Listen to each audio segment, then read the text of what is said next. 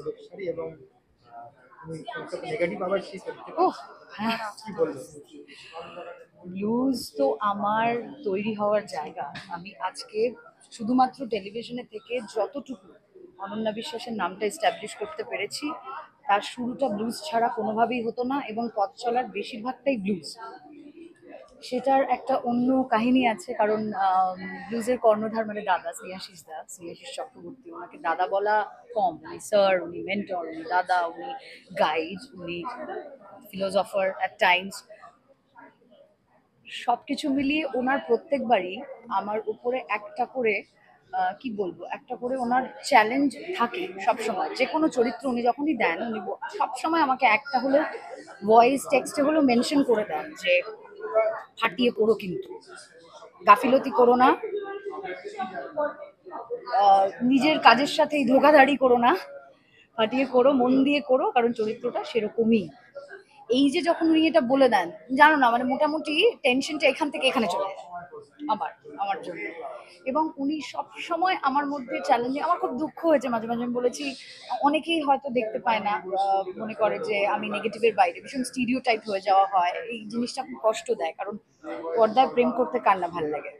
আর আমার মনে হয় যে আমি আমাকে পজিটিভ চরিত্র খুবই, এবং সেটাও দাদাই আমাকে মনে করিয়েছেন কোনো একটি পার্টিকুলার কাজের সময়, যে আমাকে পজিটিভেও মানুষ খুব সুন্দর নেয়, কিন্তু নেগেটিভে এতদিন ধরে যখন আমি প্লে করে আসছি, প্রায় 2 বছর বাদ দিলে 12 বছর প্লাস, আমাদের করোনার 2 বছর বাদ দিলে 12 বছর প্লাস আমি কাজ করছি, এবং এই একটি প্ল্যাটফর্ম আঁকড়ে ধরে আছি, কারণ আমার বারবার মনে হয় আমি একটু, মানে আমার মধ্যে ওই ওই জিনিসটা কাজ করে যে যেই জায়গাটা আমাকে যতদিন এরা চাইছে আমি থাকতে চাইবো, আমি টেলিভিশনটা করতে চাইবো, একদম আলুফ হয়ে যেতে চাইবো না। সঙ্গে প্যারালালি কাজ করব, অন্য কিছু করলে করব, কিন্তু টেলিভিশন থেকে একদম আলুফ করবো না, বা এটা এই এই জিনিসটা আমার মাথার মধ্যে কখনো আসে না। তো সেইখানে দাঁড়িয়ে ব্লুজ এবং দাদা হচ্ছে, এবং ওনার গল্প আমার কাছে, আমি চোখ বন্ধ করে, আমি সব জায়গায় হয়তো নেগেটিভ অ্যাপ্রোচ পেয়ে থাকি, কিন্তু যখনই গল্পটা ওনার চলে আসে আমার সামনে, তখনই আমার মনে হয় যে আমার ভালো লাগা, খারাপ লাগা, এইগুলো আমি ওনাকে বলতে পারি, ওনার সাথে ডিসকাস করতে পারি। উনি আমার পালসটা বুঝে চরিত্রটা গঠন করেন, বা চরিত্রটাকে এগিয়ে নিয়ে যান বহু ক্ষেত্রে। এবং আমার একার না, এটা সবার ক্ষেত্রে হয়। সবাই আমরা একটা জায়গায় খুব থ্যাঙ্কফুল থাকি, যে যদি মনে হয় বুঝতে পারছি না বা এটা কি করব, ওনার বকুনি, সব থেকে বড় কথা, ওনার বকুনি আমার কাছে আজ অব্দি, মানে আমি এইটুকু থেকে এইটুকু হয়েছে, আজও আমার কাছে ভীষণ মানে এখন তো বকুনিটা বকুনি কম, উনি যাই বলেন খুব কোথাও একটা খুব বিঁধে যায় যে ও মাই গড, আমি এখন এরকম বকুনি খেতে পারি, কিন্তু ট্রাস্ট মি, ওই বকুনিটার মধ্যে অনেক কিছু থাকে, অনেকটা ভালোবাসা জড়িয়ে থাকে। উনি ভালোবাসা বকবেন কেন? চরিত্রের নামটা খুব ইম্পর্টেন্ট, যেটা বলছিলে একটু চরিত্রের আগে। নাম, হ্যাঁ, আর সব থেকে বড় কথা, চরিত্রের নাম বলতে আঁচল মুখার্জি। আঁচল নামটাই আমার খুব, এবং একটা সময় খুবই হিট সিরিয়াল ওনার আঁচল, সেখান থেকে আজকে সানে আমরা ষোলক শাড়ির মধ্যে আমি আঁচল মুখার্জি হয়ে উঠতে পেরেছি, বা হয়ে উঠতে শুরু করেছি। কতটা তাড়াতাড়ি এটাকে এস্টাবলিশ করে নিতে পারি, কতটা তাড়াতাড়ি তোমাদের মন, সবার মন ছুঁয়ে যেতে পারে, এটা থাকবে আমার টার্গেট। বাকিটা তোমাদের অনেকটা ভালোবাসা দরকার প্রত্যেকটা চরিত্রের পেছনে, প্রত্যেকটা কাজের পেছনে। যারা দর্শক, এবং বাংলা সিরিয়ালের দর্শক তো শুধু বাংলায় নেই, বাংলার বাইরে আছে, বিদেশেও থাকে, রাদার আমাদের খুব পাশেই আমাদের যে বিদেশ বাংলাদেশ, সেখান থেকে তো প্রচুর দর্শক থাকে। তো আমি সবার কাছে একটাই আবেদন, আমার একটাই রিকোয়েস্ট, আমার ভালোবাসার রিকোয়েস্ট, যে তোমরা ষোলক শাড়ির পাশে থেকো, আঁচল মুখার্জিকে তৈরি হতে, বড় হতে তোমাদের চোখের সামনে ধীরে ধীরে হেল্প করো। বাকি চেষ্টাটা আমার পুরোপুরি লেগে থাকবে, দাদার গল্প মাথার উপরে থাকবে, আর আমার কিছু বলার থাকবে না। আমাদের লাস্টে একটা প্রশ্ন, দুটো নতুন মেয়ে কাজ করছে এখানে, তাদের জন্য কি বলবে? সব থেকে বড় কথা, এখন তো নতুন মেয়েরা, মানে আমিও কখনো নতুন ছিলাম যখন আমি তৈরি হয়েছিলাম বা তৈরি হচ্ছিলাম, বা এখনো তৈরি হওয়ার অনেক কিছু আছে। তো যখন নতুন হয়ে আসে সবাই, তখন না খুব ইম্পর্টেন্ট হয় সিনিয়ররা কারা আছে, তারা কতটা হেল্পফুল।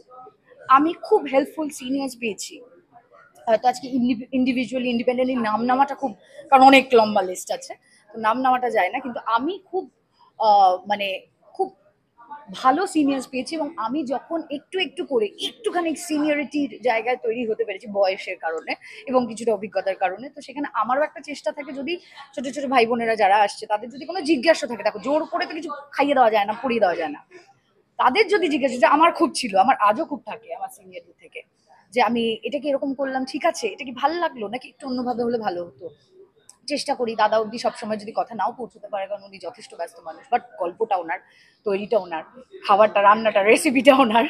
তো সেই অবধি যদি নাও যায়, আমি চেষ্টা করি কনভিন্সিং আশেপাশে সিনিয়র্সরা যারা যারা যাদেরকে আমি ভীষণ ফলো করি ভালোবাসি, তাদেরকে আমার একবার হলেও জিজ্ঞাসা থাকে যে আমি কি এটা ঠিক করলাম, এটা কি ভালো লাগলো, ভালো লাগলো ওনারা নিজেরা বলেন, তখন খুবই ভালো লাগে। আর যদি কখনো কোনো টিপ্পনি থাকে সেটাও ওনারা দেন আমাকে, কারণ আমি নিতে প্রস্তুত। তো আমি যারা ছোটরা আছে, যারা নতুন এই প্রফেশনে ইনভলভ হচ্ছে বা এই কাজটার সাথে ইনভলভ হচ্ছে, এই ভালোবাসাটার সাথে ইনভলভ হচ্ছে, আমার কাছে তো কাজের আগে ওটা ছিল প্যাশন, আমি যেটা মনে করি খুব ছোটবেলা থেকে। তো তখন আমি ভাবিনি কাজটা কবে, মানে প্যাশনটা কবে প্রফেশন হয়ে দাঁড়ালো, এটা জাস্ট চোখের নিমেষে হয়ে গেছে আমার সামনে। তো আমি অলরেডি ব্লেসড। তো যারা আমার মতো ব্লেসড বাচ্চা কাচ্চারা এখন ঢুকছে, তো তাদেরকে বলবো তারা যদি ওপেন থাকে তাহলে আশেপাশে সিনিয়রদের অনেক সুবিধে হয়, তাদেরকে একটুখানি অভিনয় কাউকে শিখিয়ে দেওয়া যায় না, বাট টেকনিক্যালিটিস গুলো বুঝিয়ে দেওয়া যেতে পারে, টেকনিক্যালি সাউন্ড করে দেওয়া যেতে পারে। যদি সেই সাউন্ডনেসটা মাথার মধ্যে থাকে না, ক্ল্যারিটিটা থাকে, তাহলে অভিনয়টার দিকে মনোযোগটা অনেক বেশি তাড়াতাড়ি দেওয়া যায়। আমি কথা বলতে গেলাম ওদিক থেকে লাইটটা, ও শিট লাইটটা পেলাম না, ও আমার সাউন্ডটা গেল না, এগুলো তো অবস্ট্রাকশন। এই জিনিসগুলোতে একটু সাউন্ড হয়ে উঠলে অটোমেটিক্যালি যারা ভালোবাসে তারা কাজটা ভালো করতে শুরু করে দেবে। 10 তারিখ থেকে আসছে হ্যাঁ। অনিয়া, একটু বলবো। তো আমাদের 16 সারি 10 তারিখ থেকে, আগামী 10 তারিখ মানে 10th of February 2025 সবার সামনে সান বাংলার পর্দায় টিভিতে আসছে ঠিক সন্ধে 7:30। খুব সুন্দর সময়, সবাই তখন মোটামুটি বাড়িতে টিভি পর্দায় থাকে। তো এই মুহূর্তে আমার একটা রিকোয়েস্ট থাকবে, 7:30 থেকে অবশ্যই সান বাংলাটায় দেখতে হবে, মানে ওইটা যেন খোলা থাকে এবং 16 সারি যেন দেখা হয়। তো thank you. Thank you so much. সবাই ভালো থেকো, অনেকটা ভালোবাসা চাই। একটা লম্বা জার্নি শুরু হতে চলেছে বা শুরু হয়ে গেছে আমাদের জন্য, তো সেখানে তোমাদের সাথ খুব চাই। Thank you.